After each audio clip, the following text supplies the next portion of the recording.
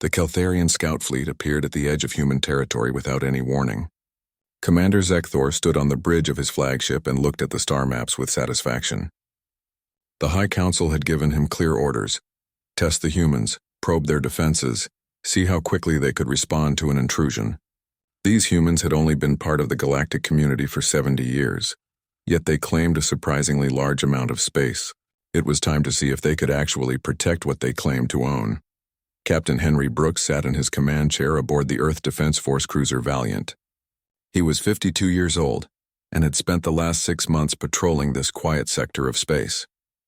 Most veterans who were winding down their careers got assignments like this: peaceful border patrol work where nothing ever happened. Henry had fought in the expansion wars years ago, but those days were behind him now. He enjoyed the peace and quiet of patrol duty.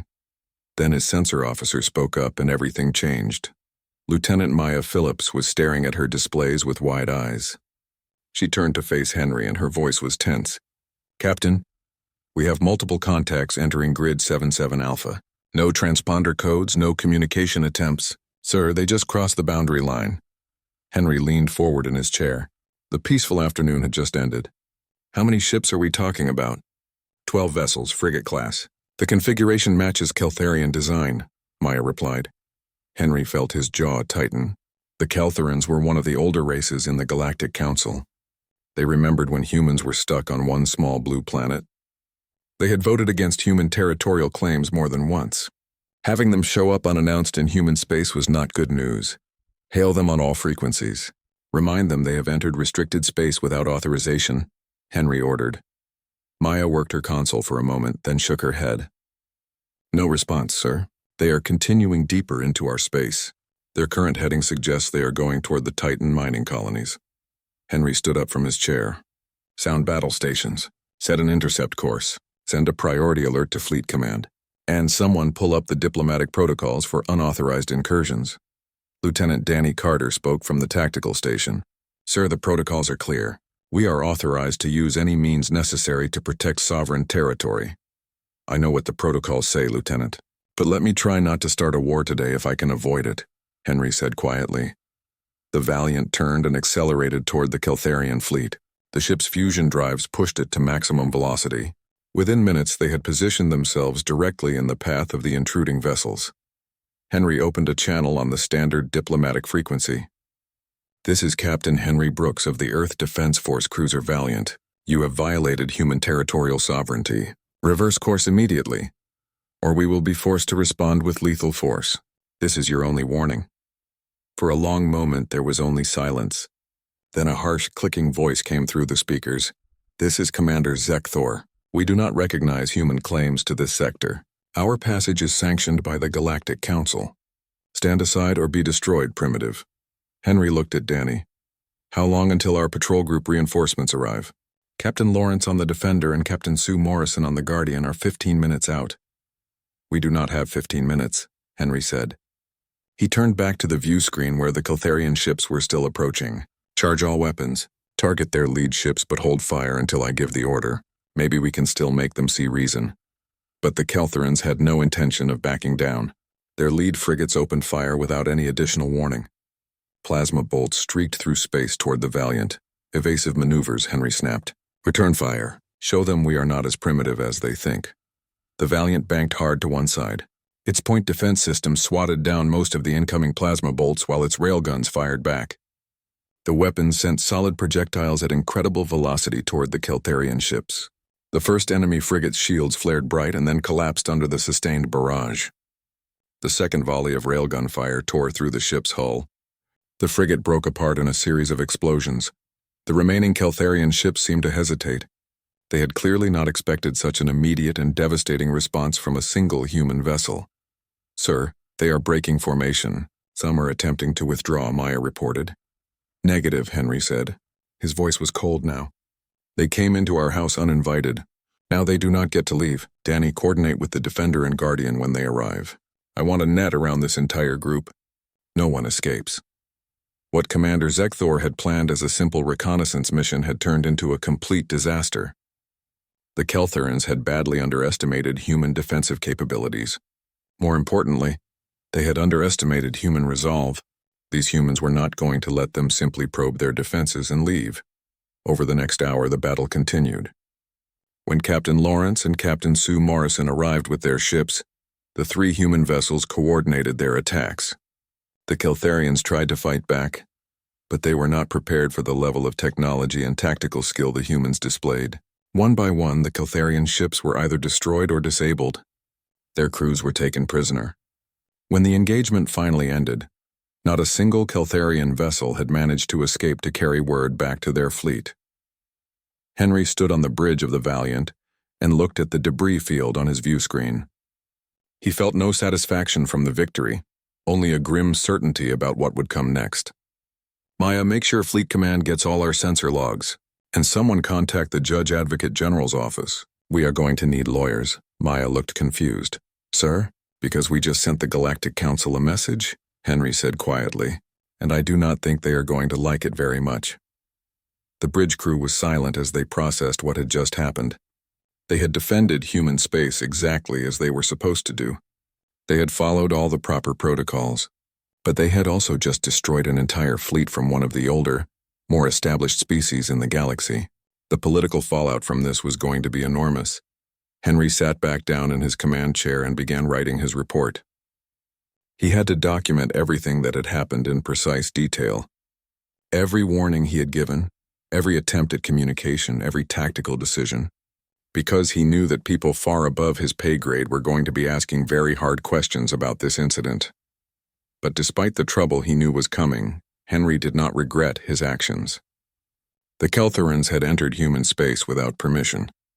They had refused to leave when ordered. They had opened fire first. Everything that happened after that was on them, not on him. As the Valiant began recovery operations, pulling in the few surviving Keltharian crew members from their escape pods, Henry thought about what this meant for humanity's future in the galaxy. For 70 years, humans had been trying to play nice with the older species. They had followed the rules even when those rules seemed designed to keep humanity weak. They had accepted insults and restrictions and condescension from species who thought humans were too young and too violent to deserve respect. But maybe that approach was not working. Maybe it was time for humanity to stop asking for respect and start demanding it. Maybe the only language the galaxy understood was strength.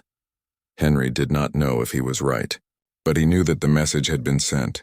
Any species that thought they could enter human space whenever they wanted had just learned otherwise. The Keltharans had come in uninvited, and they had paid the price. Now the question was, would the rest of the galaxy learn from their mistake, or would they need to learn the lesson the hard way too? Admiral Patricia Oakes stood before the Galactic Council wearing her dress uniform. Every button was polished and every crease was sharp. Her expression was harder than the hull of the warship that had brought her to the council station. Behind her stood diplomatic staff from Earth's government, and they all looked nervous. But Patricia showed no hesitation at all. The council chamber was designed to impress visitors. Representatives from 47 different species sat in a great circle around the speaking floor. Their forms ranged from crystalline beings to creatures made of gas. At the center of the semicircle sat the council chairman, a towering creature named Vosteth. He looked at Patricia with barely concealed contempt. Admiral Oakes, Vosteth began. His voice was deep and rumbling, but the translator made it sound like crisp English. Your species has committed an act of unprecedented aggression. The Keltharian scout fleet you destroyed was on a legitimate survey mission. This very council authorized that mission. Patricia's expression did not change. Chairman, with all due respect, that is a lie. A wave of shock went through the chamber. Several representatives made sounds of outrage in their native languages. Some stood up from their seats. Vosteth's eyes narrowed dangerously. You dare to accuse this council of dishonesty? I dare to call out a lie when I hear one, Patricia said. Her voice cut through the chamber like a knife. Your survey mission crossed clearly marked territorial boundaries without permission. They did not communicate with our border patrols. They did not identify themselves. When we challenged them, they refused to acknowledge our sovereignty. Then they opened fire on a patrol vessel. Those are the actions of an invasion force, not surveyors. A Keltharian representative rose from his seat. His scales were flushed dark with anger. The human's insolence knows no bounds. We have been exploring the galaxy for 3,000 years. We do not ask permission from species that are barely off their homeworld. Patricia turned to face him directly. Then perhaps it is time you learned to ask. Counselor Rekhaz, your fleet violated our space. You fired first, and now 12 of your ships are nothing but debris. Consider it a learning experience. An insectoid creature clicked its mandibles together. This is exactly the sort of primitive aggression we warned about when humanity sought membership. They are too violent, too territorial. They do not understand civilized coexistence. Civilized? Patricia's laugh was harsh and short. You call it civilized to probe our defenses and send warships into our territory? You call it civilized to fire on our vessels? Let me make something absolutely clear to this council. Humanity has been very patient with your little tests.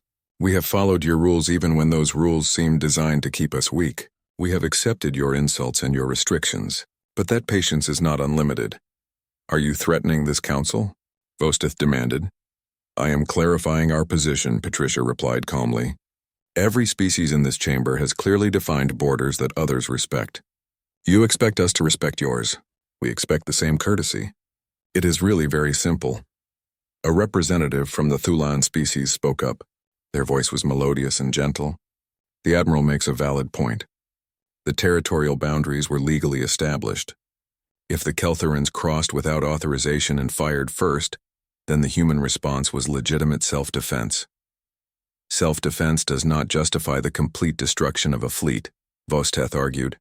A proportional response would have been sufficient. Patricia's eyes went cold. With respect, Chairman, you do not get to tell us what is proportional when defending our homes and our people. The Keltharian fleet entered our space as a military force. They were not peaceful visitors. They were treated accordingly. What you call defense, we call overreach, the insectoid representative insisted. Humanity must be censured for this action. Censure us if you wish, Patricia said quietly. But understand this. The message has already been sent. Not by your council, but by our actions. No one enters human space uninvited. Not to survey, not to test, not to intimidate. Anyone who tries will be dealt with swiftly and completely. This is not negotiable. You cannot simply dictate terms to the galactic community, Vosteth said. We are not dictating anything. We are stating a fact, Patricia replied. You have spent 70 years treating us like children who do not understand your sophisticated politics. You have dismissed our concerns. You have minimized our contributions. You have challenged our borders. And we have tolerated it because we wanted to be part of your community. But tolerance has limits. She stepped forward and her gaze swept across the entire council chamber. Every species here learned this lesson at some point in their history. Some learned it peacefully. Others, like the Keltharans, needed a harder lesson. The choice of how you learn is yours. But the lesson itself is not optional. Our space belongs to us. Our rules apply there. If you want to enter, you ask permission. If we grant permission, you follow our regulations. And if you come in uninvited, you do not leave. This is an outrage, Rekhaz hissed. We will not be spoken to this way by primitives. Patricia turned her full attention to the Keltharian representative. Counselor, you sent 12 ships into our space. 12 ships that will never return home. How many more ships are you willing to lose before you realize we are not primitive? We are just new to your club. Because I promise you we can continue this conversation for as long as you want. The chamber fell into shocked silence. No one had ever spoken to the council this way. The older species were used to deference and respect from newer members. But Patricia was showing them neither. Finally, Vosteth spoke again. His voice was tight with barely controlled anger. This council will deliberate on these matters. You are dismissed, Admiral. Patricia nodded curtly. I will be returning to my ship. When you have finished deliberating, you will find our position unchanged. Good day, Chairman. As she turned to leave, the Thulan representative caught her eye. They gave the slightest nod of approval. Patricia acknowledged it with a brief glance before walking out of the chamber. Her staff hurried to keep up with her long strides. Outside the chamber, her aide fell into step beside her.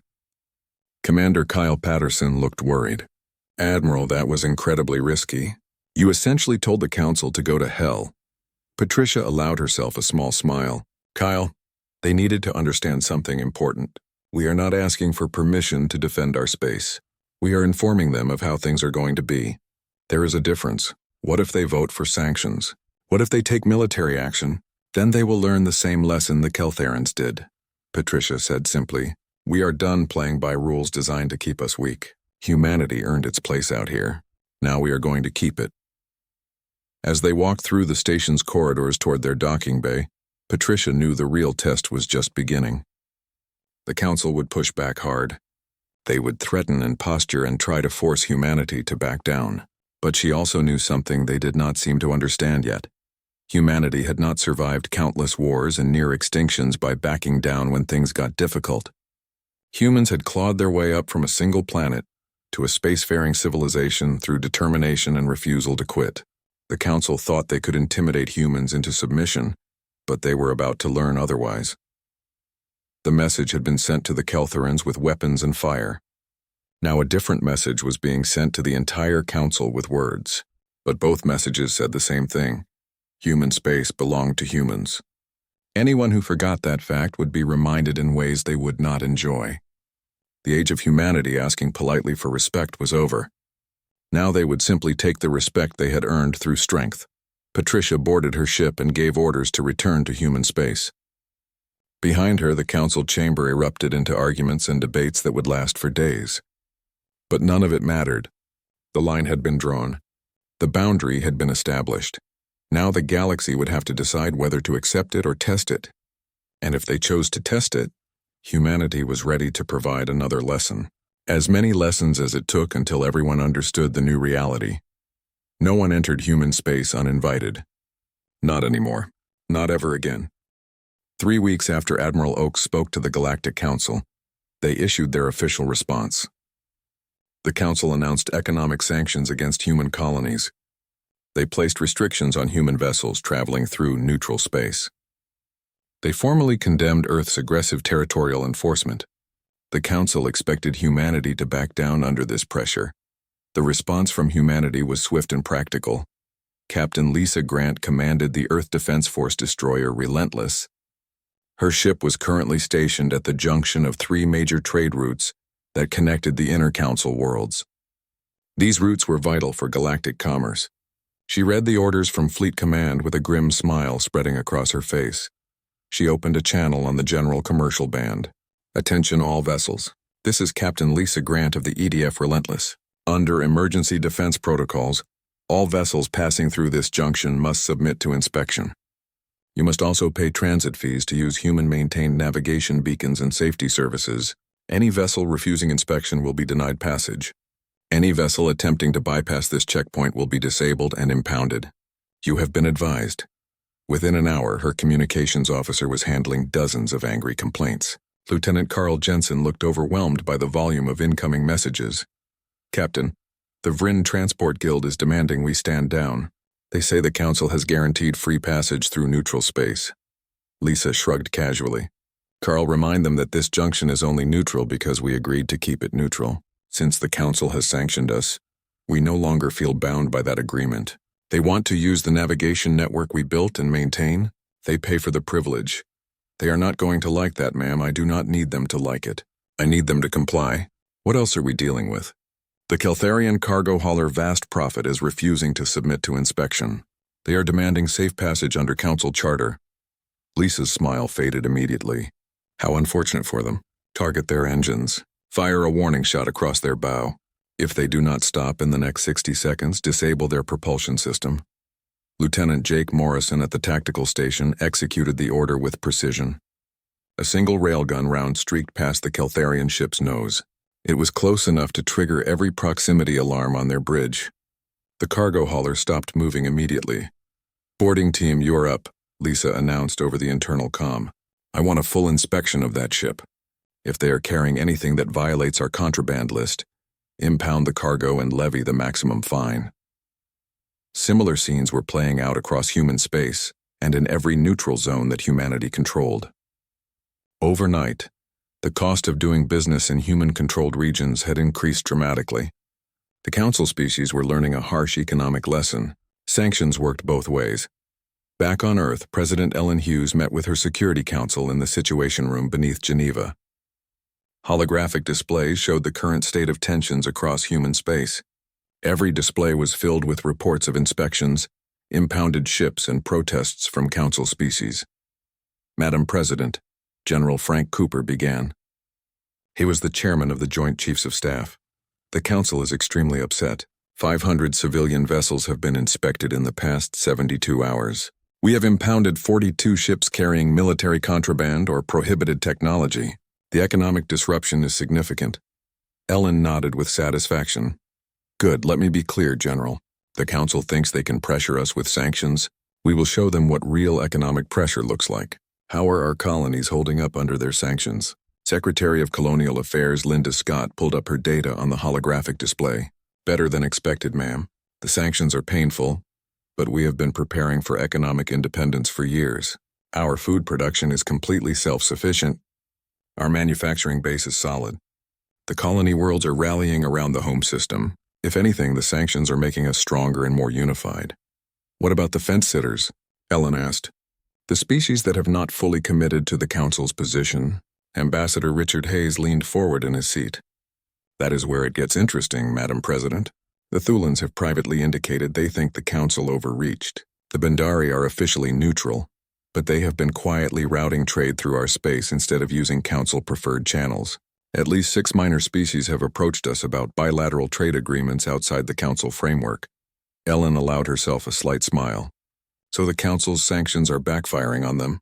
In some ways, yes, Richard agreed, but we should not underestimate the pressure they can still bring to bear. The Draknor have significant military power. If they decide to enforce the Council's will with force, things could get very dangerous very quickly.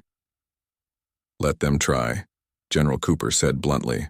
Our fleet is smaller than theirs, but we have been preparing for exactly this scenario. Every simulation, every war game, every training exercise for the past 5 years has assumed we would have to fight, while outnumbered. We are ready for them. Ellen was quiet for a moment as she considered the situation. I want to be clear with everyone in this room. We are not looking for a war, but we are also not going to be bullied. The Council spent decades establishing precedents about territorial sovereignty and the rights of member species. Now they are throwing all of that away because they do not like us enforcing our borders. That is not justice. That is just politics. The question is how far they are willing to push this, Linda said quietly. As if answering her question, an aide rushed into the room. The aide was carrying an urgent message on a tablet. General Cooper took it and read quickly. His expression darkened immediately. Madam President, we just received word from the outer colonies. A Draknor battle group has entered the Kepler system. They are demanding the release of all impounded ships. They want us to end our inspection regime immediately. Ellen stood up from her chair. Where is Admiral Oakes right now? En route to Kepler. She will arrive in 6 hours. Good. Tell her the rules of engagement are simple. The Draknor can demand whatever they want, but unless they are willing to start shooting, they are just making noise. And if they are willing to start shooting, Ellen's voice went cold. Then we will finish it for them. In the Kepler system, Commander Tony Richards watched the Draknor battle group from the bridge of his destroyer. The ship was named Defiant, and right now that name felt very appropriate. He counted 8 heavy cruisers and 1 carrier with fighter support. All of them were bearing down on the human colony world of Kepler, with its population of 2 million civilians. Sir? His executive officer spoke quietly. Lieutenant Commander Amy Walsh looked worried. We are outnumbered 8-1. What are our orders? Tony looked at the tactical display. The Defiant was alone in the system. The nearest reinforcements were hours away, but the colonists on the planet below were counting on him to protect them. Hail the Draknor. Let me see if they are as tough as their reputation suggests. The Draknor commander appeared on the view screen. His reptilian features were twisted in contempt. Human vessel, you will stand down immediately. You will allow us to liberate the imprisoned ships in orbit. Failure to comply will result in your complete destruction. Tony smiled calmly. Commander, those ships violated our space and our laws.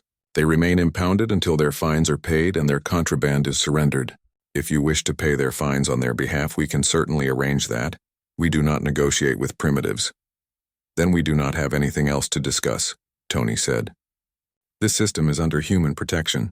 If you attempt to take any action against our facilities or our shipping, we will consider it an act of war. The Draknor commander's laugh was harsh and mocking. You dare threaten us? One small destroyer against my entire battle group? Tony's smile did not waver at all. Yeah, that is about the size of it. So are we doing this, or are you going to turn around and report back to your superiors that you were not quite ready to test humanity's resolve today? The communication channel went silent. On the tactical display, Tony watched the Draknor ships carefully. They were repositioning themselves for attack formation. "This was about to get very interesting and very dangerous, Amy," he said quietly. "Sound general quarters. Send a message to the colony below.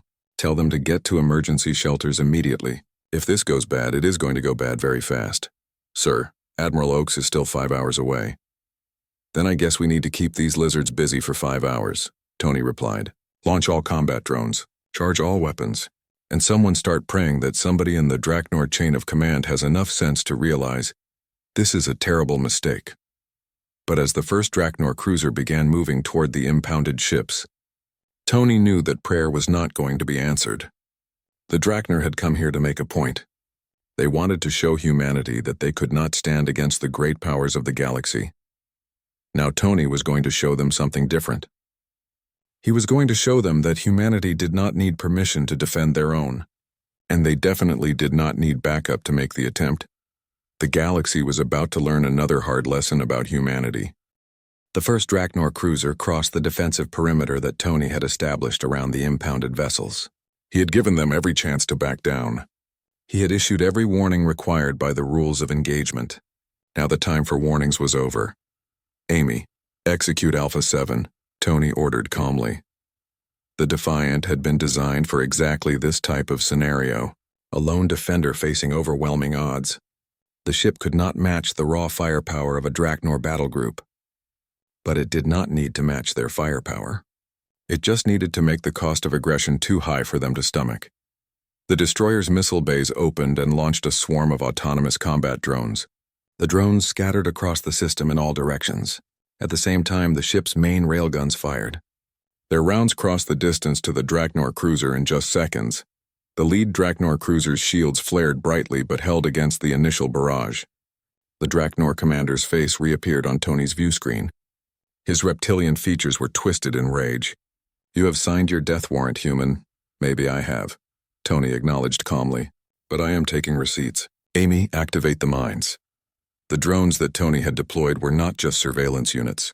Hidden throughout the orbital space around the impounded ships were hundreds of small smart mines. Each mine was capable of tracking and destroying targets with frightening efficiency. As the Draknor cruiser advanced, 3 mines accelerated toward it. Their tiny fusion drives burned bright against the darkness of space. The cruiser's point defense systems managed to destroy 2 of the mines, but the third one slipped through the defensive fire and detonated against the weakened shields. The explosion was not enough to destroy the massive ship outright, but it was enough to make them pause and reconsider their approach. "Sir, they are launching fighters," Amy reported from her station. "Good," Tony said with satisfaction. "Let them waste time and resources chasing our drones. Meanwhile, get me a firing solution on their carrier. That is the real prize here." Lieutenant Ben Walker looked up from the tactical station with surprise. "Sir, the carrier is positioned in the center of their formation. We would have to go through 4 cruisers to get a clear shot at it." "Then I guess we are going through 4 cruisers," Tony replied without hesitation. "Helm, attack pattern Delta, full speed ahead. Let me show them why you should never corner a human." The Defiant accelerated directly toward the Draknor formation. The move was so audacious and unexpected that it took the enemy battle group completely by surprise. Draknor military tactics were based on standoff engagements and overwhelming firepower. The idea of a single smaller ship charging directly at them simply did not compute with their tactical doctrine. But Tony was counting on exactly that confusion.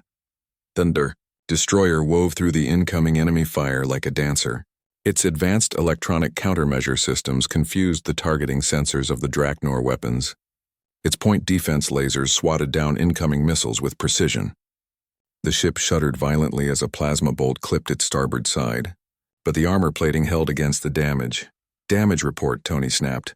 "Port side shields are down to 40%. We have a hull breach on Deck 7, but it has been sealed." "We are still operational," Ben reported quickly. "Then we are still in this fight," Tony said. "Ben, I want a full torpedo spread on that carrier the moment we are in range. Fire everything we have got." The Defiant screamed past 2 Draknor cruisers at dangerously close range. Amy could see individual details on their hulls through the view screen. The carrier sat directly ahead. Its fighter wings were still deploying to swarm the human vessel. Now, Tony ordered. Every torpedo tube on the Defiant fired at once. 24 warheads streaked toward the carrier in a coordinated pattern. The Draknor point defenses scrambled desperately to respond. They managed to destroy half of the incoming torpedoes, but half was not nearly enough. The remaining torpedoes slammed into the carrier's midsection. Their shaped charges punched through shields and armor plating like they were paper. Secondary explosions rippled across the ship's hull as fuel lines ruptured and ammunition magazines detonated in chain reactions. The carrier did not explode in one dramatic fireball. Instead, it simply broke apart into pieces. The forward and aft sections drifted away from the shattered center section. Carrier kill confirmed, Ben reported. His voice showed the first hint of emotion breaking through his professional demeanor. Sir, the enemy formation is breaking up. Tony could see it clearly on the tactical display. The Draknor battle group had suddenly lost their command ship and all their fighter support. Now they were in complete disarray. Individual ships were maneuvering uncertainly as they tried to regroup and establish a new command structure. Hail them again, Tony said. Let me see if they are ready to have a reasonable conversation now. But before he could establish contact with the Draknor, the space around Kepler lit up with new arrivals. Admiral Oakes and her reinforcement fleet had arrived early. A dozen human warships dropped out of faster-than-light travel in perfect formation. The Admiral's voice came across the command channel. Commander Richards, that was nice work keeping them busy. We will take it from here. Tony let out a breath he had not realized he was holding. Admiral, I am very glad to see you. The Draknor have had a sudden change of heart about their aggressive posture. I am sure they have, Patricia replied with dry amusement in her voice. Then she switched to the general communication channel that all ships could hear. Draknor Commander, this is Admiral Patricia Oakes of the Earth Defense Force. You came here to make a point about your power. Instead, you have lost your carrier and demonstrated that threatening human colonies is a very poor life choice. I'm giving you one chance to withdraw peacefully. If you are not in faster-than-light travel within the next 5 minutes, my fleet will finish what Commander Richards started. There was a long, tense pause. Then slowly the Draknor ships began to turn away. Their tight military formations broke up completely as individual ships prepared to jump to faster-than-light speeds and escape the system. Admiral, one of Patricia's captains said over the command net, should we pursue them and finish this? Negative, Patricia replied firmly. Let them go. They have learned their lesson for today. Besides, we need them to survive so they can report back what happened here. Nothing teaches quite as well as a survivor's story. As the Draknor fleet fled from the Kepler system, Tony finally allowed himself to sit back in his command chair. The tension drained from his body all at once. Amy approached him with an expression that mixed relief and exhaustion. Sir, we took quite a beating out there. We are going to need extensive repairs before we can fight again. We will worry about repairs later, Tony said. First priority is checking on the colony. Make sure everyone down there is safe and accounted for. Then we can worry about fixing the ship. But even as he gave those orders, Tony knew deep down that this was far from over. The engagement at Kepler was just one battle in a much larger conflict that was rapidly spiraling beyond anyone's control. On Earth, President Ellen Hughes watched the recorded footage of the engagement with her entire Security Council. The room was completely silent as they observed Commander Richards' impossible charge toward the enemy fleet. They watched the destruction of the Draknor carrier. They saw the eventual withdrawal of the entire battle group. Thoughts? Ellen asked quietly when the recording ended. General Frank Cooper spoke first. That was either the bravest or the most foolish thing I have ever witnessed in my entire military career. Probably it was both at the same time. But the important thing is that it worked. The Draknor tried to call what they thought was our bluff. We showed them it was never a bluff to begin with. This situation is going to escalate even further, Ambassador Richard Hayes warned seriously. The Draknor cannot simply let this stand without responding. They will have to take action or they will lose face with the entire Galactic Council. Ellen nodded slowly. I know they will respond. That is exactly why we need to be ready for the next phase of this conflict. General, I want fleet deployments increased at all our major colonies. Reinforce our defensive positions in every system that matters strategically. And someone get me a direct communication line to the Thulan ambassador. It is time to see if we can split the council and isolate our enemies. As the meeting continued into the night, Ellen could not shake a growing feeling. They were rapidly approaching a breaking point in this crisis. The Council had pushed against humanity's boundaries. Humanity had pushed back much harder than anyone expected. Now the Draknor had been publicly humiliated in front of the entire galaxy. The question was no longer whether things would escalate even further. The question was how bad the situation would become before someone finally backed down and sought peace. And humanity, Ellen knew with absolute certainty, had no intention whatsoever of being the first ones to blink. The emergency session of the Galactic Council was unlike anything in the institution's 3,000-year history. The chamber buzzed with anger and tension as representatives argued and threatened each other. At the center of it all stood Chairman Vosteth, desperately trying to maintain some semblance of order in the chaos. The Draknor demand retribution for this attack, Ambassador Rekhaz was saying. His scales were flushed almost black with rage. The humans destroyed a carrier group without any legitimate provocation.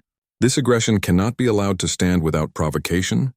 The Thulan representative's melodious voice cut through the angry noise. The Draknor entered human space with an entire battle group.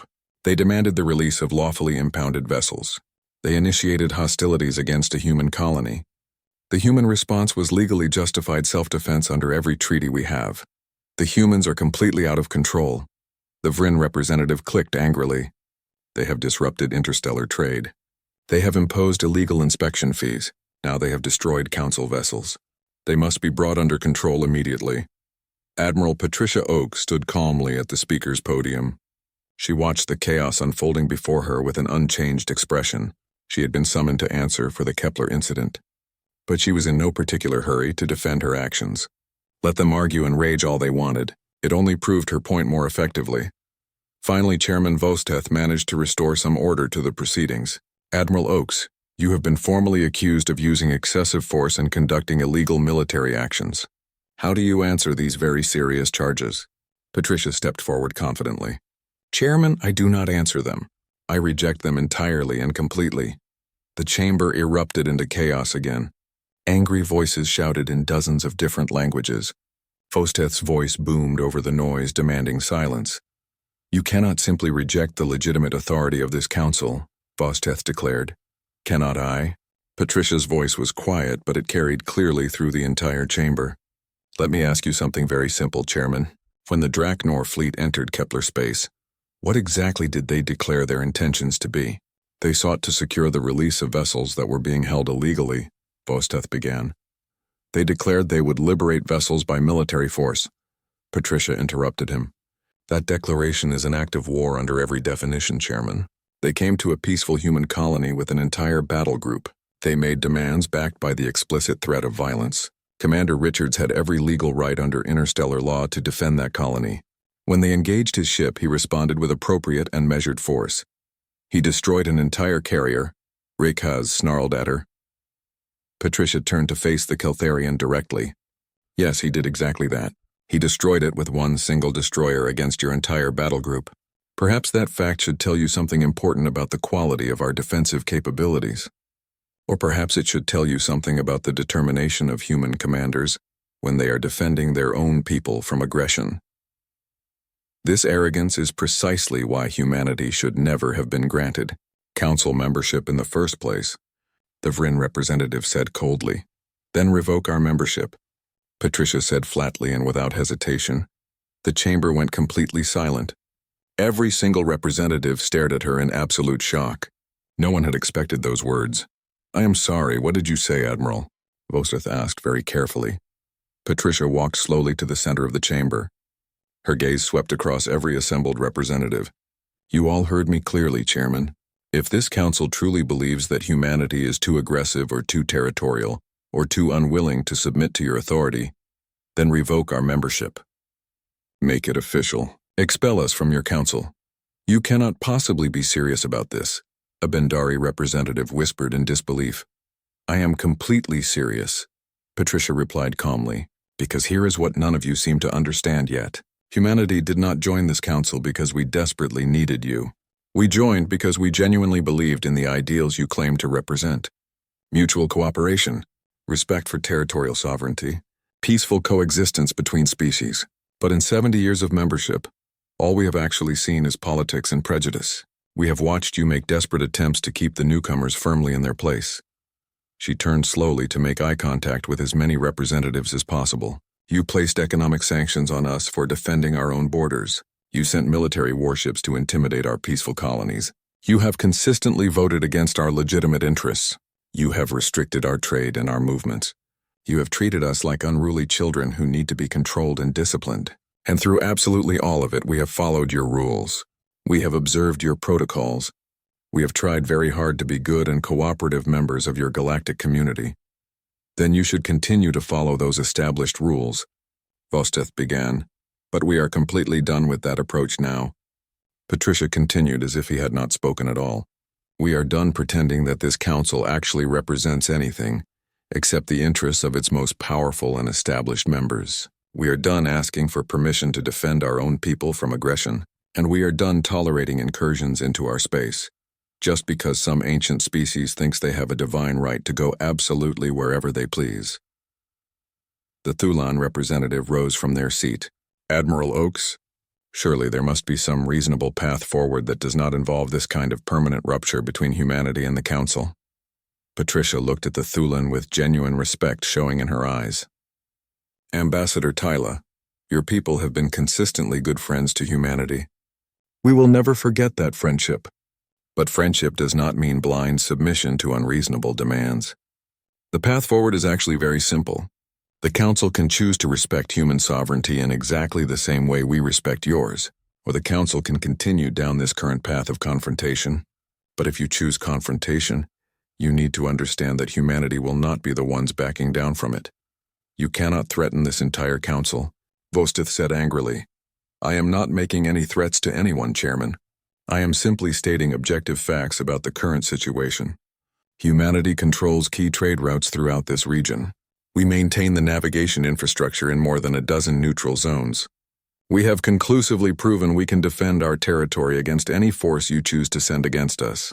Those are simply the realities of our current situation, not threats. Patricia paused to let her words sink into every mind in the chamber. So here is what is going to happen going forward. Humanity will continue to enforce our borders strictly. We will continue to inspect vessels that use our infrastructure and our services. We will continue to defend our colonies with whatever level of force becomes necessary. And if any Council species has a problem with any of that, they are welcome to take it up directly with our fleet. This is completely unacceptable. Rekaz hissed through clenched teeth. Then make it acceptable to yourselves, Patricia shot back immediately. Recognize our sovereignty as legitimate. Respect our clearly marked borders. Treat us like actual equals instead of primitives who need to be carefully managed. None of this is complicated or unreasonable. The debate continued for many more hours. Representatives from across the entire galaxy argued about precedent and law and the fundamental nature of the galactic order itself. But slowly and steadily a shift began to occur in the chamber. The smaller species began to speak up more boldly. These were species who had always been overshadowed by the Council's great powers. They started pointing out that humanity's strict insistence on border enforcement actually protected all of them equally. If the great powers could not simply push into human space whenever they wanted, then they could not push into anyone's space without consequences. The Draknor and their closest allies continued to call loudly for action against humanity. But their voices became increasingly isolated as the debate continued. Even species that genuinely disliked humans had to acknowledge a simple, practical reality. Humanity had proven beyond any doubt they could back up their words with significant force. The cost of continued confrontation was simply growing too high for anyone to bear. After nearly 20 hours of continuous debate, Chairman Vosteth finally called for an official vote on a proposed resolution. The resolution was relatively simple in its language. It reaffirmed the territorial rights of all Council members without exception. It established clear protocols for border crossings and inspections. It created an enforcement mechanism that applied equally to every species. The resolution did not give humanity everything they had demanded, but it clearly recognized their core position as legitimate and binding. The vote was extremely close. Many species chose to abstain rather than commit either way. But when the final count was tallied, the resolution passed by a narrow but definitive margin. As the results were formally announced, Patricia allowed herself a small, satisfied smile. It was not a complete and total victory. The council had not apologized or admitted any wrongdoing. But they had blinked first. They had accepted that humanity's position was absolutely non-negotiable. After the session final,